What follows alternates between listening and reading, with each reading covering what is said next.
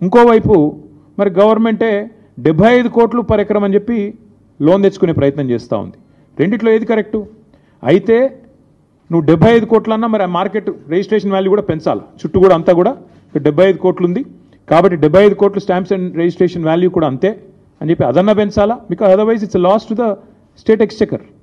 రాష్ట్ర ఖజానాకు చిల్లుబడ్డట్టే కదా. 75 కోట్లు అని చెప్పి నువ్వే ధర అని చెప్పి ప్రభుత్వం నేరుగా బ్యాంకుల దగ్గరికి పోయి మరొక వైపు 12-13 కోట్లకే ఎకరం అమ్ముతుంటే అది రాష్ట్ర ఖజానాకు చిల్లుబడ్డట్టే కదా. అయితే అదైనా తప్పు. లేదా నువ్వు బ్యాంకులను మిస్లీడ్ చేస్తూ, దేశాన్ని మిస్లీడ్ చేస్తూ, ఆర్బీఐని మిస్లీడ్ చేస్తూ అక్కడ లేని వాల్యూ ఉన్నట్టు చూపెట్టి ఇవాళ 75 కోట్లకు దాన్ని చూపెట్టి వాల్యూని క్రియేట్ చేసి ఆర్టిఫిషియల్గా దాని మీదకెళ్ళి లోన్ తెచ్చి ఇవాళ బ్యాంకులతో పాటు రిజర్వ్ బ్యాంకును తప్పకుండా దేశాన్ని కూడా మోసం చేసినట్టుగానే భావించాల్సి వస్తుంది. ఇంకా విచిత్రంగా ఉంది ఇక్కడ స్టోరీ. 5,239 కోట్ల విలువైన భూమిని 30,000 కోట్లని చూపెట్టారు మొదలు. ఆ తర్వాత ఇంకా విచిత్రంగా వెంటనే ఆగమేఘాల మీద వెంటనే వాళ్ళు డిసైడ్ చేశారు రేట్లు.